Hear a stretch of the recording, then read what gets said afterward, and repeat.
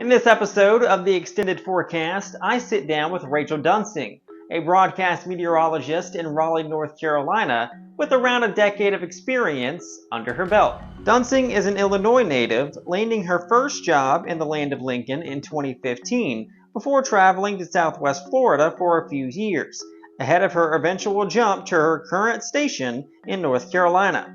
Duensing has since developed a love for the Tarheel State, becoming a major Carolina Hurricanes fan through her frequent weather forecasts before games. She also enjoys doing school visits and encouraging the next generation to pursue their dreams. Hear what it was like for Duensing to leave everything she knew behind in Illinois, to climb the ranks of her career, spending several hurricane seasons in Florida, and her career goals in the years to come. We talk about everything you can think of in the next half hour. Join us for the fun chat. Thanks, Rachel, for joining me today. First of all, how's everything going so far this afternoon? I mean, so far so good. It's a little cool out here. Us North Carolinians can't deal with this anymore. But I mean, it's really nice. The sun is shining, and can't complain on a Wednesday or whenever this goes out. We're recording it on a Wednesday. So We know it's not too long before the humidity comes back. We're complaining I about know. how hot it is outside and the real intense summer heat. I know. I was just thinking about like, man, this really is kind of the best time of year to be in North Carolina. That's sort of late spring into early summer. It's not too hot, not too humid. Because like you said, we know how that gets later on. So Yeah, the pollen's finally a little better too than what it was a few weeks ago. My car is not quite as yellow as it once was. I know it is such a nice change. They kind of we have a CBS 17 softball team, which I kind of got suckered into playing on, Okay. which is probably a choice for them because I've never played softball in my life. And there was a couple weeks ago we had a game, and it's just like you stepped out on the field and the pollen just like poofed out of the grass, Mhm. and like my white socks were totally yellow by the time I got home. I'm like, this is disgusting. Like, and it's like you've been here for so long and you accept it and you know that it's coming every year, but every year once it comes, you're just like, oh my goodness, how did I forget it's this bad? Exactly. And we're heading towards summer, not too far away. And of course, this summer is a big milestone for you, 10 years as a broadcast meteorologist. Do you ever reflect back on your first earliest days and how far you've come since then? I absolutely do. And I kind of have, what do I want to, how do I want to say this? So I've been professionally doing weather for 10 years this summer, but I started doing live weather while I was still in college. So in terms of me actually being on television, getting paid to do weather live on TV, it's been closer to 11 years, which is also Okay. kind of crazy to think about. The first station I actually ended up working for in college, I had interned there in college. And so when I was home on summer breaks or winter breaks, if they needed someone to help out, so someone could take a long weekend or have a holiday, it was, hey, are you in town? Do you want to come do weather? And so I did. So I had that experience even before I got out of college, which was such a blessing. And then I ended up going to work at that station full time once I graduated college. So it helped that I knew everyone there, and I was able to have that opportunity going forward once I was done, which was, again, such a huge blessing and very helpful, when you get to that first part of your career. And you kind of touched upon your first job being in Illinois. That's where you grew up, went to college, your first career position. Was it kind of hard to leave Illinois going to Florida for your first or for your second opportunity? It was, and I actually went to college in Indiana, Okay. Northwest, yeah, Northwest Indiana, Valparaiso University. It's pretty close to Illinois. It's about an hour and a half east of the Gotcha. Illinois border, but I still had family in that part of Indiana, so I was always sort of surrounded by family as well. It was hard because that first station that I worked at, WSIL, the ABC station there in Southern Illinois, was kind of my home market. Where I worked was about an hour away from my parents. I had a lot of family and friends in that area. And I was of the mind that I was never going to come back to Southern Illinois. Like, once I leave, I'm never coming back. Um, but obviously, I ended up there for almost 3 years, and I loved every second of those 3 years. But it was also an opportunity to experience something different. So it was definitely bittersweet leaving, but I was also very excited for that new opportunity in Florida. I had also was in the process, so I left my job, I got married, and then immediately moved to Florida. So it's kind of like all of the life things Yeah, that's a happening lot of all at changes at once. once. It was, and it was probably easier than I thought it would be leaving. But at the time, thinking of leaving was like, huh, okay, you can go other places, but also it's okay to leave Southern Illinois behind, even though it's kind of crawled back into your heart a little bit. And now you've kind of fallen back in love with it. Yeah, one of the best parts about, I believe, this field is that you can go pretty much anywhere across the country, but it's also the downside that you don't know where you're going to end up. Your first job can be anywhere, either near home like you or hundreds of miles away. And that's why I consider myself so fortunate to have started out where I did. I knew the people there very well because I interned there for many years. Actually, after my freshman year of college is when I started interning at that station. And I just kept going back every summer, worked a little bit of news. I'd run studio cameras, I'd edit video. Eventually, they sent me out on boat patrol. So I was doing a little bit of everything. So when it came time for me to graduate, the general manager had reached out to me as well as the chief and was like, hey, so you're graduating in May, right? I said, yeah, I am. They're like, we know that you've been applying other places because we've had people call us for references. They're like, that's okay, but we want you to know that we are starting up a weekend morning newscast and we would love you to be a part of that if you consider it.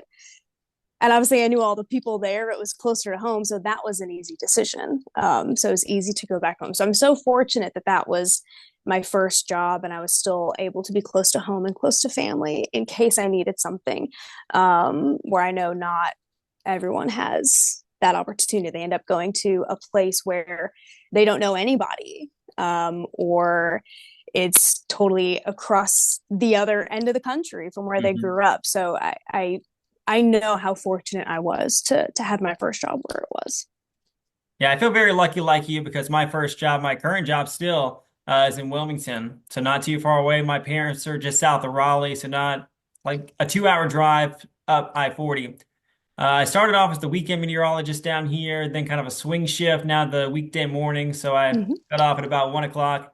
Yeah. So it's nice you can make climbs even close to home, but still obviously always trying to strive for bigger and better things, no matter where that might be. For sure. And I think that is one of the weird parts of our business. You know, sometimes you do have to move very dramatically different places to have another opportunity, like moving from Illinois to Southwest Florida. And I never thought I would end up in Raleigh, North Carolina once I was in Florida. There was a period of time where I thought, oh, maybe we stay in Florida. You know, maybe we try and do like a Tampa or a Miami. And then this opportunity came along and we're just like, yeah, let's give Raleigh a shot. And we've absolutely fallen in love with this area, like so many people who move here do. We've ended up buying a house and hoping to settle down here for a long time. But it's also one of those things where, you know, like you said, we also try and want to get to bigger markets and go to bigger places. And I thought for a long time that I wanted to go national, that I wanted to do a Today Show or a Good Morning America or something like that. And the more and more I think about it, sometimes the biggest market is not the most important thing. The where you feel most comfortable, where you feel most valued, and where you feel like you are growing the most is also really, really important. Yeah, I think it's important too, like you mentioned, not just to look at market size, but also, do you like the people? Do they like you? Are you comfortable and like the station that you're at too? Oh yeah, for sure. And you know, that obviously comes down to, like you said, the people that you work with and management and all of that. And you know, and there are some people who the station is great to them, they love the station and they move on anyway, and that's okay if that's your personal position. You know, there are so many factors that go into people deciding to either stay in one place or move on to some place. You know, sometimes it's, you know, a partner or a spouse or whatever it might be. Maybe you are, it's just you and whatever, and you can go wherever you want to go. So there are a lot of factors going into that, but it's just about where you feel the best, I guess. And you were talking about that move to Southwest Florida. You spent about 2 or 3 hurricane seasons there. What was it like living in such a hurricane-prone area during 3 hurricane seasons? I learned a lot. I will just say that. And at the station I was at, I was very fortunate to where a lot of the meteorologists that they had there had been there for multiple seasons, or they had been there, left, and had come back. So they had that really good tropical experience. And so I was able to learn a lot from them, and I was able to sort of pick up on the nuances of not just tropical systems, but tropical systems in Southwest Florida, because Southwest Florida is such a vulnerable area. I was really fortunate that when I was there, I missed any direct landfalls of major hurricanes. So I wasn't there for Ian, Got out just thankfully. before Ian, yeah. Yeah, I got out just before Ian, but it was so hard watching that coverage. All my former coworkers that, again, I have no ill will against, my former coworkers. I really loved my time at NBC2 in Fort Myers. Again, I just wanted to see if I could get another opportunity. So it was really hard watching my former colleagues covering this just awful storm, and my former chief meteorologist, Allison Ray, finding out on air that her home was flooded. And we were watching some coverage. And when we lived in Southwest Florida, we lived behind a certain children's hospital.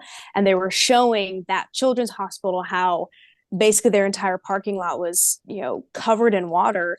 And I paused the video and I was like, oh my gosh, I can see the house that we lived in for 3 years, and the whole first floor was just underwater. Wow. So places like that, even though you may not live there anymore, it's still just it just breaks your heart to see this place that you lived and loved for 3 years going through that. So I was very fortunate that I never had to deal with that firsthand, but it was still just awful to see all of them go through that. But I definitely learned a lot during my time in Fort Myers. And yeah, tropical weather, everyone is very interested. And I was there during the record-breaking 2020 season. So on top of everything else that's going on in 2020, I feel like I was updating tropical articles at least 4 times a day. We were very busy. And of course, you learned a lot and then brought all that to Raleigh. Not quite as many systems here, still our fair share. But now you're covering a different type of hurricane, sometimes the Carolina Hurricanes a lot during their games. How did you get such a cool assignment? And are you now a lifelong fan of the Hurricanes? So definitely a huge Caniac now. Like, I can fully admit that I didn't care at all about hockey when I moved to Raleigh. And when I first got here, it was June of 2021. So the NHL season, it kind of shifted a little bit. So they were just starting playoffs in June. And I was here with Chief Meteorologist Wes Hohenstein, and he was like telling me about all the different graphics we update. He's like, oh, don't forget, if there's a home playoff game, to update the tailgate forecast. I'm like, tailgate forecast? What are you talking about? And he's like, oh yeah, the hockey fans here tailgate before every home game. Like, what are you talking about? Like, this is ice hockey. And he's like, yeah, I know, it's a thing. Update the graphic. I'm like, okay. And so, that first summer here, we were just figuring everything out. Didn't really care at all about it. The season after that, we had watched like a game or two here and there. And then in 2023, I believe, was when they had the Stadium Series, where they took over Carter Finley, and it was just the biggest game of the year. And like we had watched a few games here and there, but we were like, oh, this is such a big deal. I was able to go and cover the refrigerant truck coming in that basically made the ice rink over Carter Finley. I'm like, I want to cover this. It's kind of weather related, so we'll do that. And we're like, well, now I have to watch the game. And so we watched the game. We're like, this is the best sport ever. So fast paced, back and forth. I know, it's amazing. And so we pretty much have fallen in love with the Hurricanes ever since, and now watch pretty much every game that we can. And yeah, so I'm definitely now a lifelong Caniac. And so being able to cover that, especially when they made it all the way to the Eastern Conference Final that same season, it was just going to management like, hey, we already talked about the tailgate why can't I go out there and do a forecast for that? And so I did, and then it just kind of became a thing. And so now it's every home opener, anytime there's a big event going on, like before the game, my news director now is already coming to me saying, every home playoff game, you're going to be out there. I'm like, well, let's hope they make it through the first round. I Yeah. have faith, but I'm also a little bit of a pessimist. But so it just kind of turned into a thing. And hey, if I'm a meteorologist that gets to go out and cover ice hockey, I'm cool with that. I love that. It's amazing. Now, I saw on your social media lately you took a lap around the ice rink during a forecast. Were you worried about falling down or not being able to complete the forecast during that adventure? Yes. I was first and foremost, I was worried about falling down, like for sure. I don't want to be a viral clip on the internet. Like that's not my goal in life. But when my news director had emailed me and said, "Hey, we want you to go do this," I'm not going to say no. If it's a chance to get out of the office and deliver the forecast in a unique way, I'm absolutely going to do it. And plus, it was about the hurricane. So of course I want to try and get out on the ice and do all of that. So that clip that I posted was from the 440 weather hit that I did. And you could tell that I was so just like focused on trying not to fall. I was trying to remember which weather graphics I had set up. And then once I finally remembered it, it was fine. And then near the end, I was like, wait, how do I stop? Because they're hockey skates. There's no toe pick. There's nothing like that. First of all, I hadn't been on skates probably in like 15 years. And at that point, they were figure skates. So again, you can kind of stop with those. With hockey skates, it's not that easy. So I did not fall. I think that's very important to make sure I did not fall. And then as the evening went on, I feel like I got a little more comfortable out there, and it was a little easier, and you're just in the moment having fun at that point. Yeah, it's always amazing to me to see the professional ice skaters or hockey players just kind of zipping back and forth across the Like ice. it's nothing. It's no big deal. It's easy. I know, but of course, so many of those were probably skating since they were little tiny That's kids. So true. they're probably just as comfortable on skates as they are in shoes. So Now, kind of keeping with that sports theme in weather too. You recently also threw out the first pitch at a Mudcats game. mm-hmm. Your station is kind of the sponsor of Mm-hmm. the Mudcats with them. What was that like, and had you ever done something like that before, Sim? I had never thrown out a first pitch before. So again, it was their home opener. We are a proud sponsor of the Carolina Mudcats here in Zebulon, which is east of Raleigh, for those who are familiar with this area. And it was, again, we wanted to go out there. We wanted to cover it. I wanted to do weather out there. And the general manager said, "Hey, well, how about you throw a first pitch out as well?" And so I did. Again, I just recently joined our softball team, so I guess maybe that helped, even though I'd never really thrown a baseball or softball or anything like that. But yeah, and I threw out the first pitch, and it was straight, and it made it to the mound, and I call that a win. It was a lot of fun. That's important. Just don't bounce it. They'll boo you. Right, exactly. Again, it made it to the plate. That was the main thing. Now, something you do a lot more than ice skating and baseball games is going to school visits. And a lot of kids obviously get a lot out of that. What do you hope that each student or person you meet with gets out of your school visits and just kind of takes with them moving forward? That is a good question.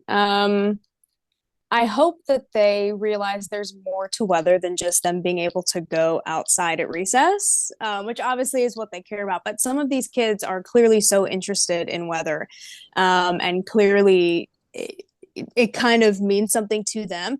But what I've also noticed is that they're paying more attention to the weather around them. I don't know if it has to do with social media and all of the weather and all of that being all over social media, or if it's they're noticing that they're being impacted by weather more than maybe they used to be, or they're just at that age where they're starting to realize things.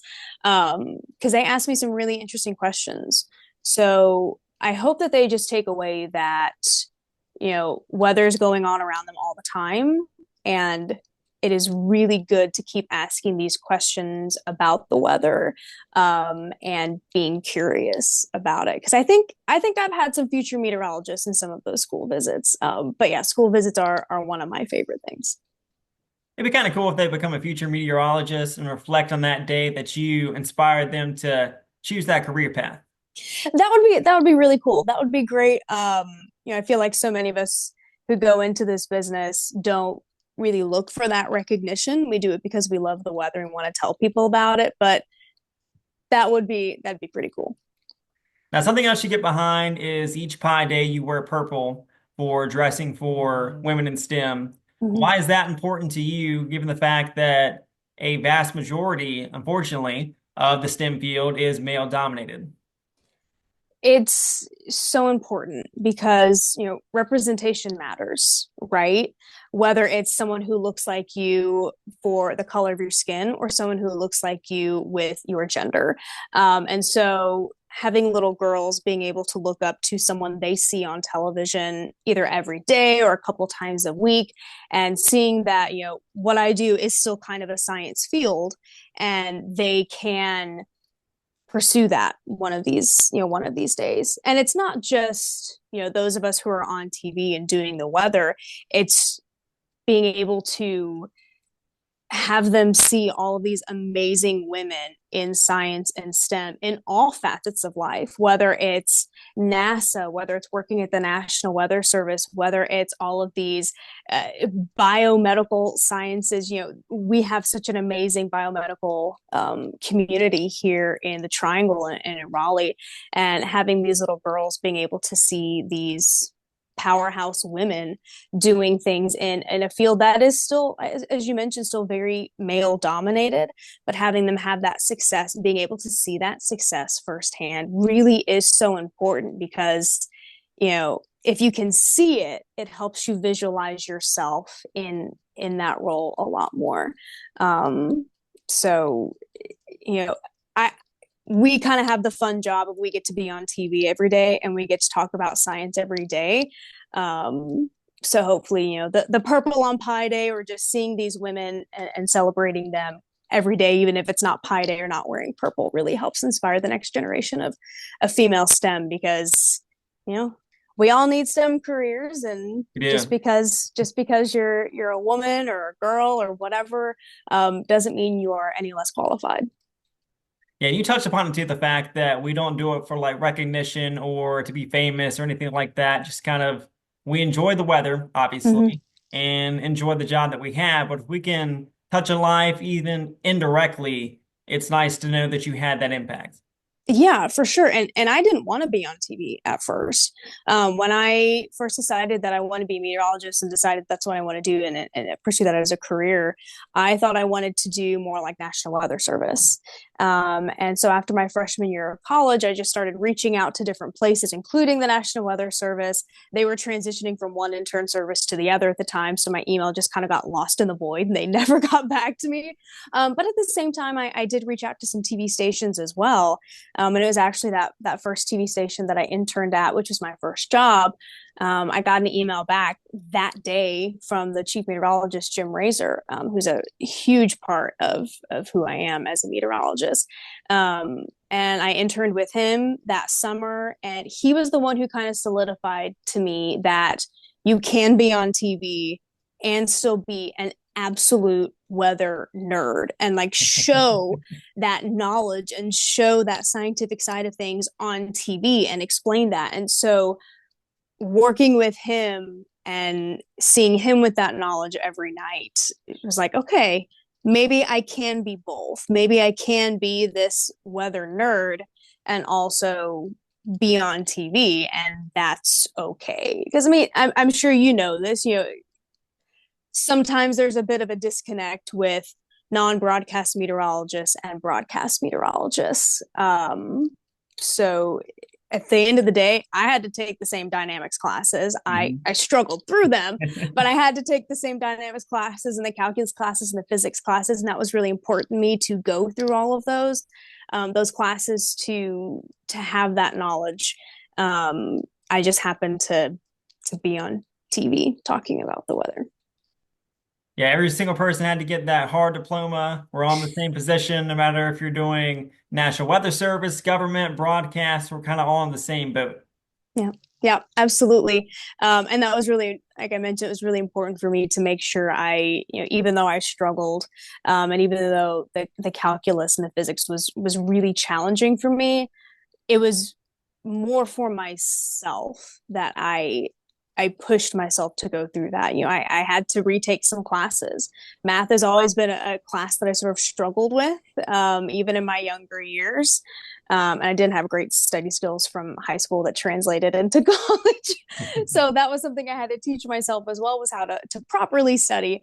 Um, so once I pushed myself through the calculus classes, retaking a few of them, it was just really important to me that, okay, I can do this. I can go through these really, really hard math classes that are the literal foundation of Mhm. our atmosphere and the weather and understanding how it works. Like the math part is the hard part. Once you Mhm. figure out the math, the rest of the meteorology makes sense.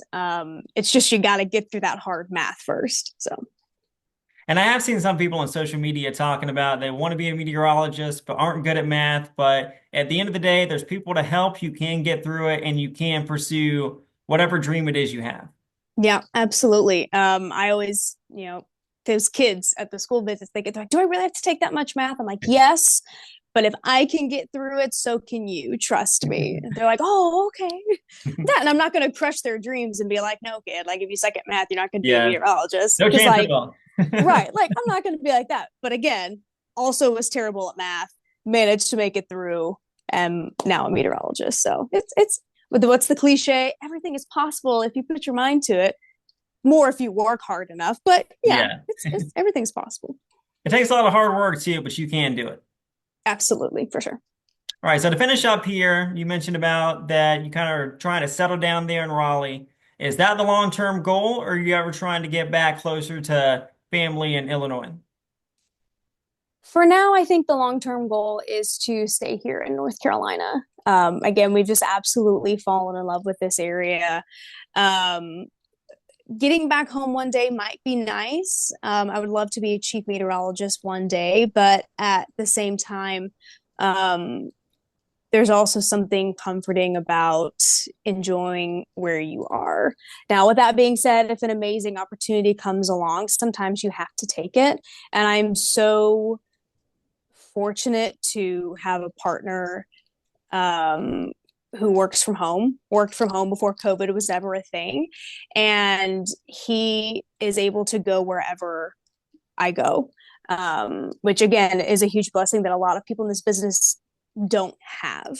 So if we ever decided to go somewhere else, it would be very easy for him to keep his current job and his current role and be able to keep working at what he's doing. But for now, we're happy here. Again, we just bought a house. We're hoping to settle down. I have my stuff outside of work. I volunteer at a cat shelter once a week, and I feel like if I had to give that up, I would be so sad. But we really enjoy it here. So for now, we're gonna stay. We're gonna see what happens, but always keeping our options open. I think one of the hardest things about this field is always trying to progress, but at the same time enjoying where you are, not trying to look too far in the future because who knows what's going to happen, and just trying to enjoy the opportunity in front of you right now.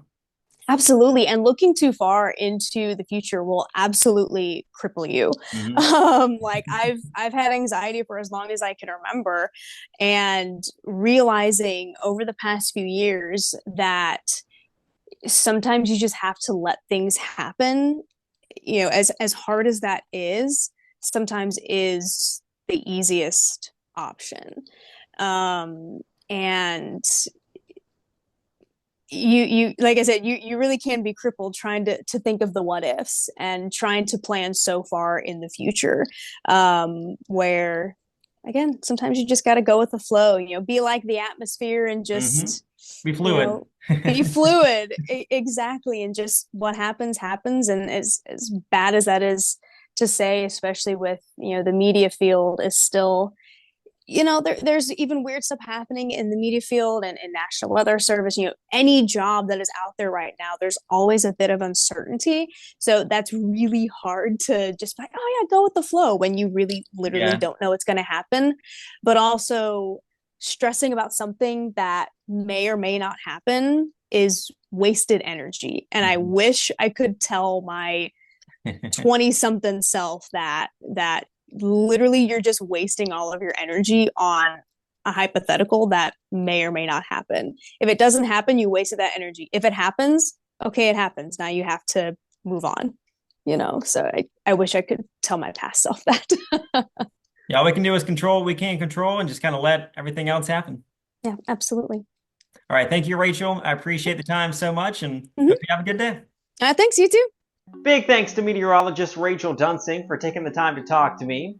Don't forget to like this video, comment below, and subscribe for more future content just like this.